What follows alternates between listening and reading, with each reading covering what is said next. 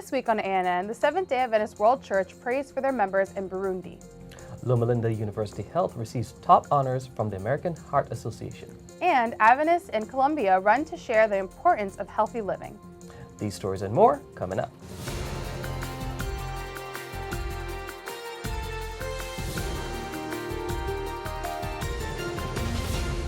Thank you so much for joining us this week. First in the news, the Seventh-day Adventist Church has launched the global prayer campaign, Pray for Burundi, after the newly elected union president was arrested trying to attend year-end meetings in Kenya. On October 24, Burundi Union President Lamek Barashinga was arrested on his way to the East Central Africa Division offices for meetings located in Nairobi, Kenya. This arrest is the latest in an escalating series of events between the Seventh-day Adventist Church and the government of Burundi.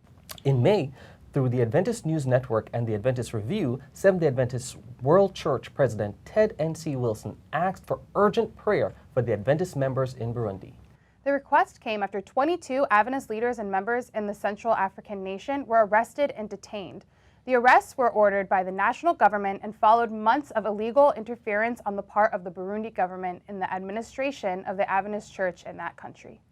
In addition, a group connected with the former union president, with support from the government, had taken control of the church buildings, not allowing current church administration to work there.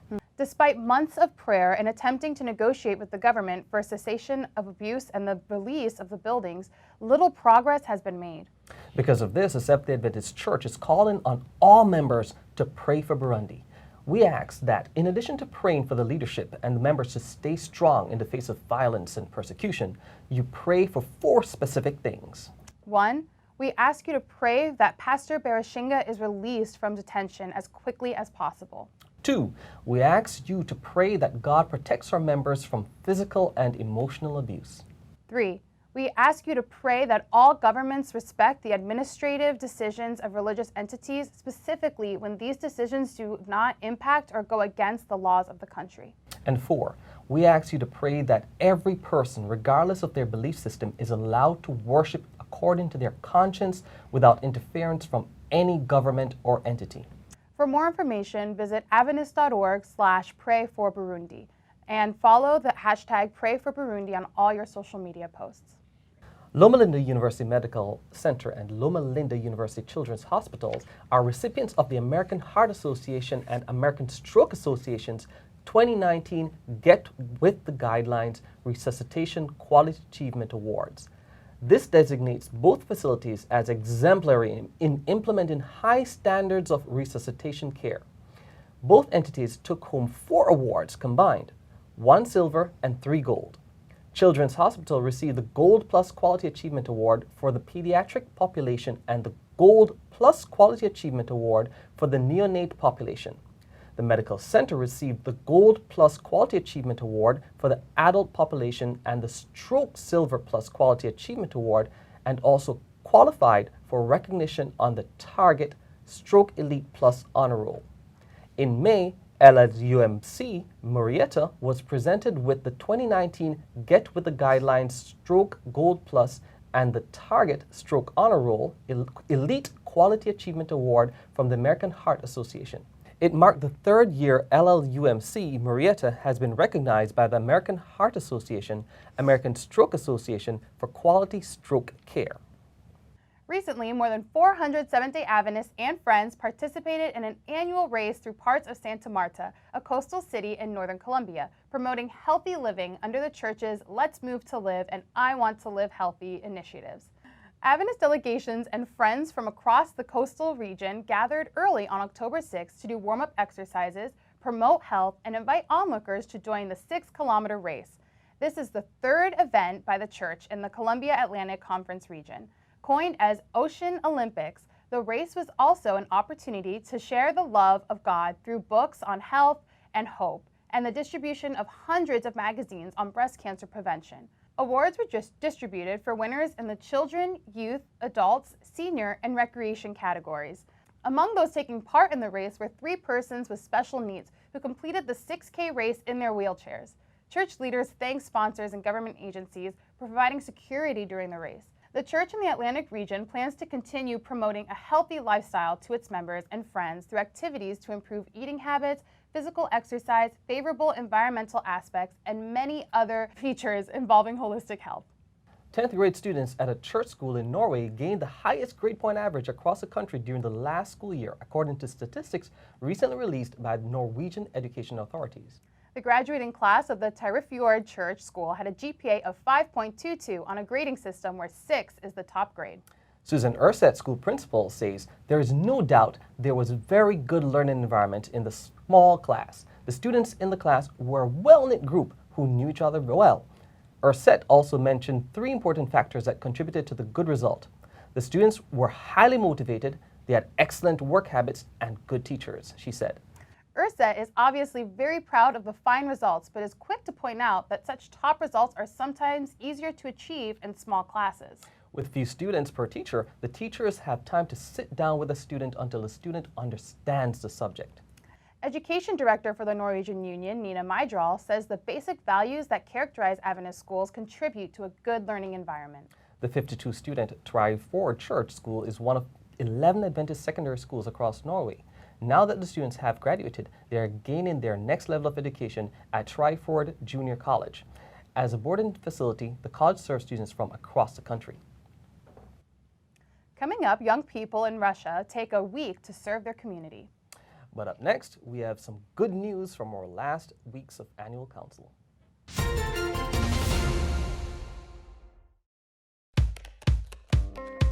We may look, pray, read, think, worship, sing, and share differently, but we all look forward to the Sabbath. And we all look forward to the future when Jesus will come again.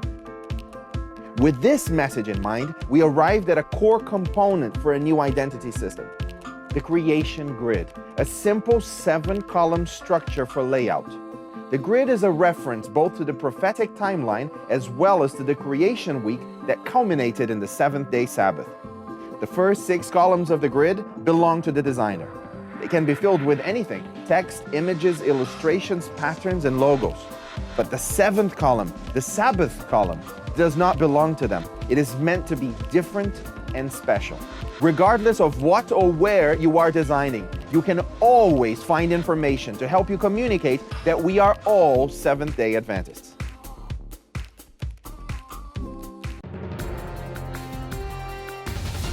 Welcome back.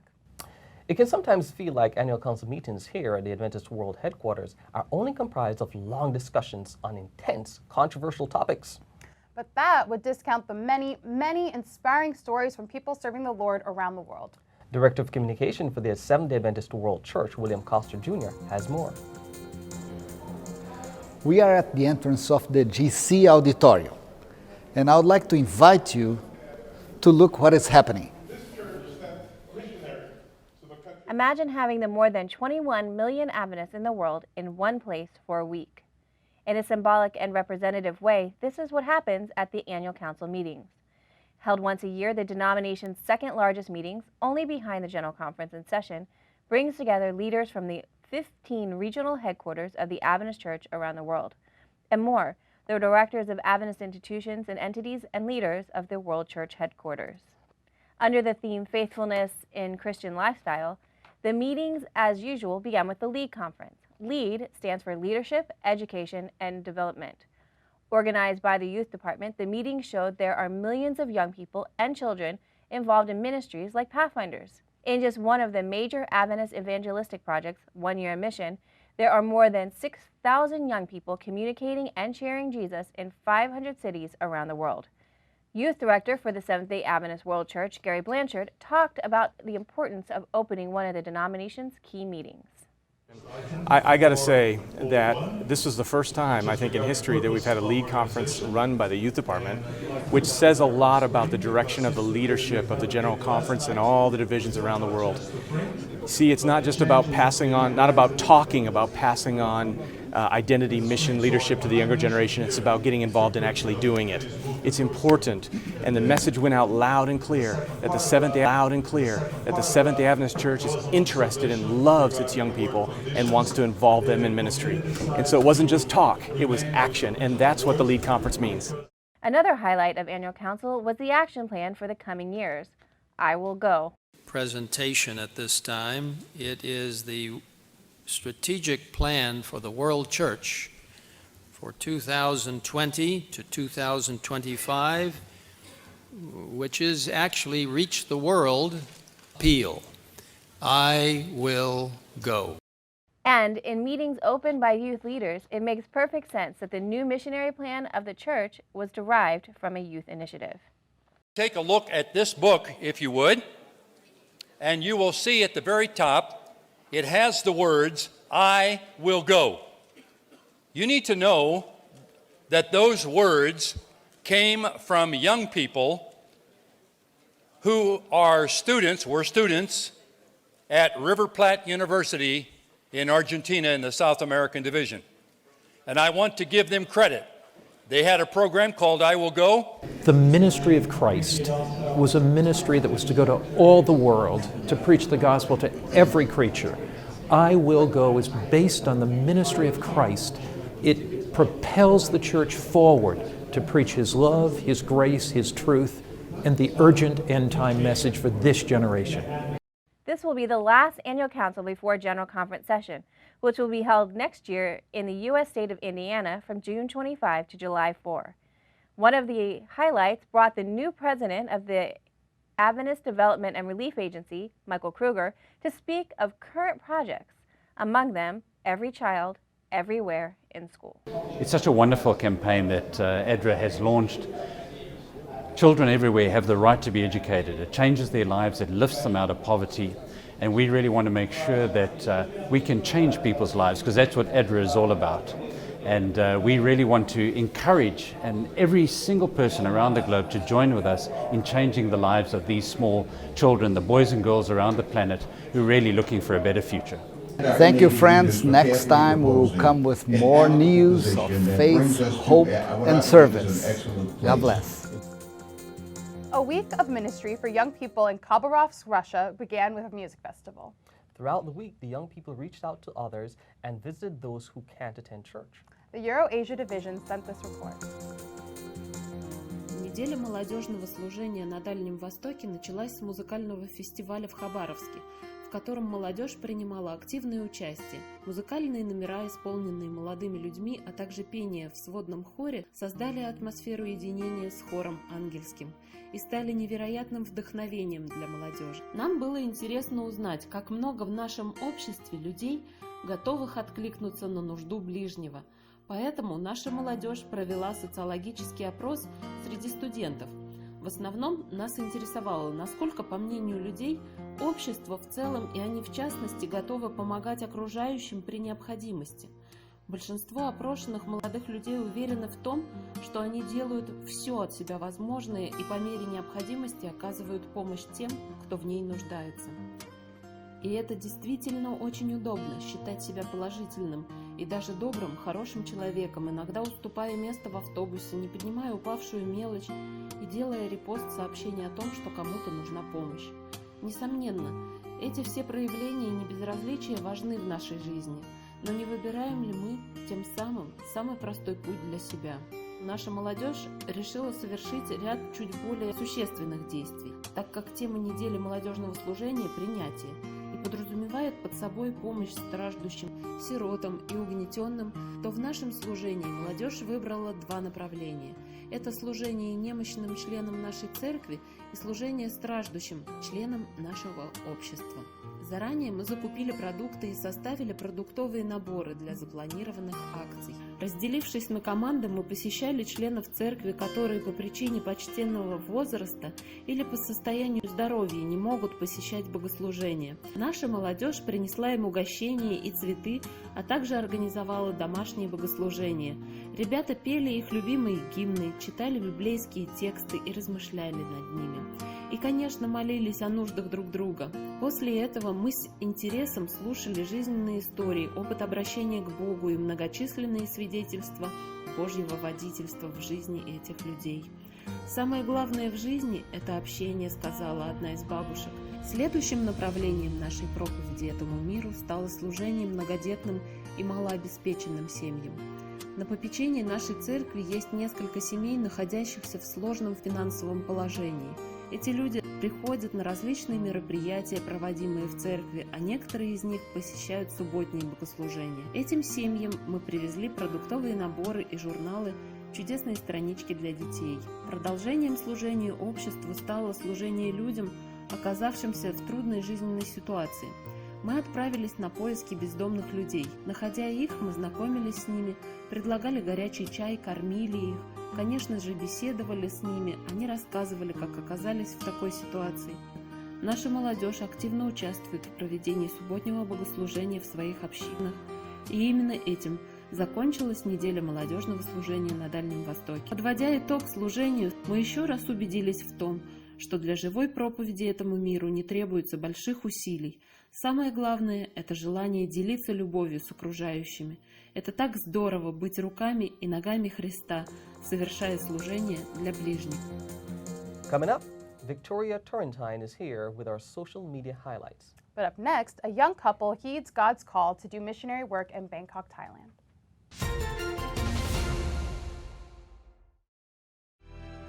Then Esther sent this reply to Mordecai.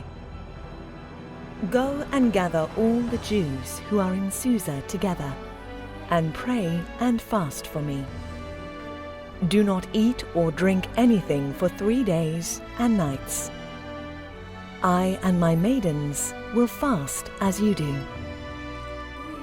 After that, I will go to the king, even though it is against the law.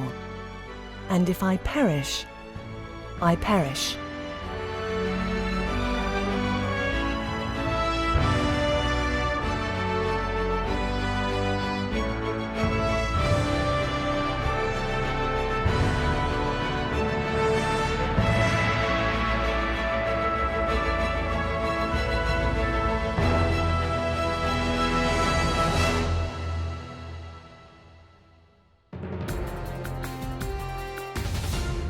Welcome back.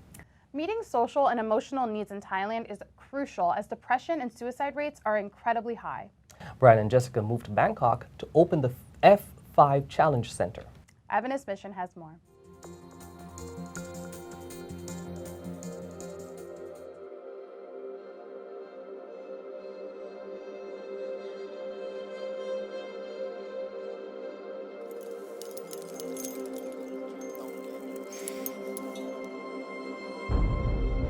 The thing that I really like is seeing people do something that they think they can't do, or trying something, facing a challenge, and then pushing through and continuing to try.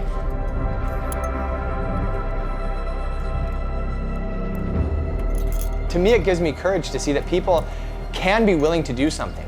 We see people who have never climbed before, they're terrified of it, they're scared of heights, and we say, no, you can do it, and we give them encouragement, and we try to help give them some kind of motivation, and they go for it, and they do it, and at the end, they're so excited that they did it. You know, that's just really fulfilling to me.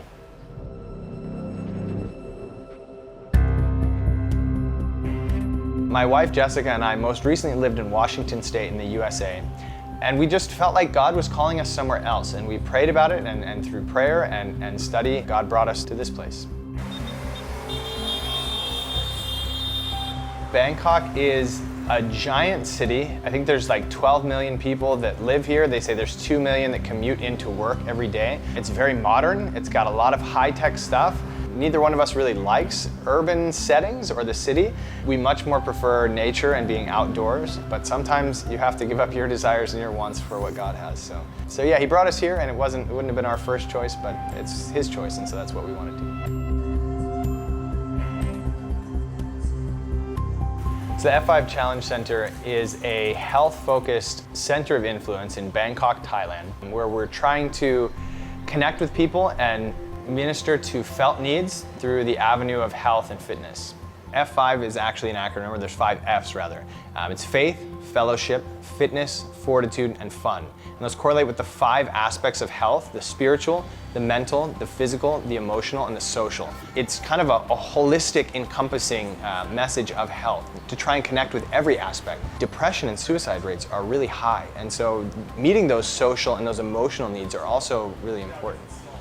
Climbing is a very good thing for that. Climbing has been shown in studies to help with depression and different things like that. We have the climbing gym here where people can come and they can try out climbing, but also during the times where the weather is good, we lead weekly outdoor trips. We take people out of this giant city where they can go and climb on real rock. You know, to be able to see God's creation, to be able to see and interact with them in nature. And then basically you're spending 8 hours with a group of people, and it really gives opportunities in a social setting just to interact with each other, to learn about one another, and to really build those connections that build trust. When you're hanging off the side of a cliff 26 meters up in the air, and the only thing keeping you from falling to death is the person below holding onto the rope, it really builds trust and community. And so then when they come back down and they're so excited and, you know, they're really pumped up, you give them a high five, you say that was great, you know, and then they sit down there while they wait for the next two people, and you get to talk and interact with them. And so you're building that relationship in a social setting. But we've had people talk to us about very personal challenges that they're facing. Maybe when they come into the gym and they're just kind of one-on-one, then they, you know, this is something that's going on. And so we found that it really helps build a solid relationship rather than something where, you know, you see them every once in a while.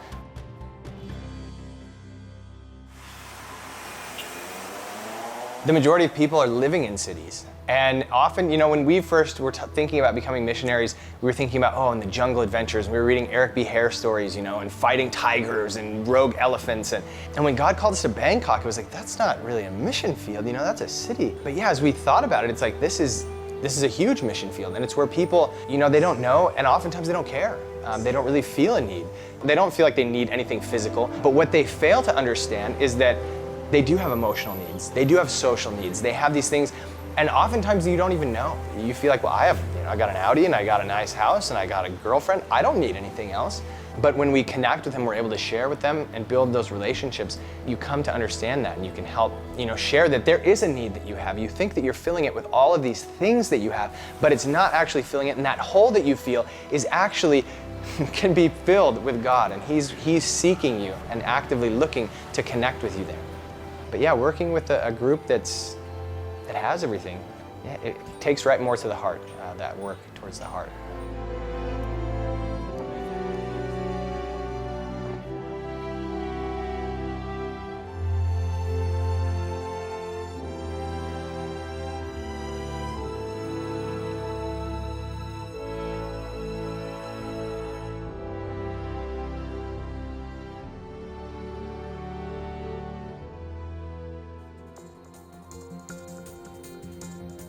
Watch this and other mission stories online by visiting adventistmission.org and then click on videos at the top. Twitter, Instagram, Facebook. The list of social media platforms seems to go on and on. But which platform should you use for your church or business? Well, Victoria Turrentine is here to share how you can choose and create content to get the best reach possible.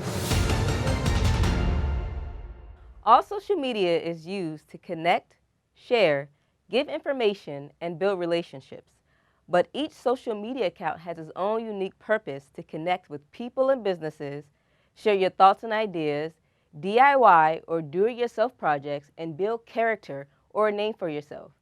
I will share with you some social media accounts and the purpose of each. Facebook. Facebook was created to make the world more open and connected, for people all over the world to stay in touch. No matter where you are in the world, you will always have your friends and family with you. It is also a place to share ideas and express what matters to you. This is an excellent way for companies to reach people for products consumers need all over the world. Instagram. Instagram is also used for social networking, but mostly to keep life simple. It is a platform to share your photos and videos of your everyday life that you will want people to see. It is a way to show people who you are and be known for it. It is also a way for companies to market their brand and have a more detailed shot of their products without having to make a long post about it. It is a great way to catch someone's eye and longing to know more about you. They say Google has all the answers. Well, YouTube is next in line. YouTube is a video sharing service that you own all the copyrights to your work. People go to YouTube to learn all sorts of skills, from teaching children ABCs to science fair projects to renovating a kitchen and giving advice. YouTube has tons of videos for you to choose from when searching a topic of choice. Want to learn test-taking skills? YouTube. Want to learn photography or Photoshop or any other creative design program? YouTube. Want to learn new parenting skills? YouTube. Want to start Bible study classes in your community? Go to YouTube and talk to your local pastor. Any video you find that is of interest and you don't want to lose it, you can always save it and refer back to it at another time. Or subscribe to it and you will get all the instant updates on the content. There are more social media outlets, but all social media platforms are used to connect people to people, people to the world, and the world to Christ. Let's continue to use social media to unite, share, and love. Stay blessed and stay safe. And finally, for today's episode, let's turn to Ashley Chisholm for a look at Adventist history. This week, the first congregation in London, England was formed. Welcome to This Week in Adventist History. What was probably one of the first, if not the first, Adventist congregations in the city of London, England, was organized on the afternoon of October 29, 1887. Jenny Thayer, then working as the International Tract and Missionary Society's Assistant Secretary and stationed at the Adventist Mission in England, recorded the events of the day in her diary. Quote, "Fine morning, rainy evening. Elder H. Haskell spoke on Romans 5:21. Elder Jones and sons were present. This afternoon they organized a church of 17 members. Elder Ings as elder, Brother M. treasurer, and Brother Spicer clerk. I went shopping with Nellie this eve in the rain." William Ings and his wife Jane were no strangers to the work of the English mission. In fact, they had been the first Adventist missionaries there nearly 10 years earlier, in May 1878, in the port city of Southampton. There they were joined by John N. Loughborough, and soon they had organized a congregation of 30 members. In 1882, they were joined by several other workers, including A. John, George R. Drew, and our diarist, Jenny Thayer. You can see the Ings and Thayer in this photo from 1882. Soon after, the Ings returned to the United States and took up work in the California Conference. By the summer of 1886, the General Conference decided to send the Ings back to England, where the work had begun a shift from the north of the country to London, a move that was finished by September 1887, only the month before the London congregation was organized. The Ings eventually returned to California, where William died in 1897 and Jane in 1921, after years of, quote, effectual service in the cause of Christ. Their story comes from This Week in Adventist History. Thanks for watching, Anna, and join us next week for more news from the headquarters of the Seventh-day Adventist Church. We'd love to hear from you. Send us your feedback and tell us how your church is making a difference in its community. Be sure to capture plenty of video footage and photos, then write up a summary of the event's important details, and feel free to send full video reports as well. You can reach us by sending an email to annvideo11@gmail.com. Before we say goodbye, here's some good news from the book of Zephaniah, chapter 3, verse 17.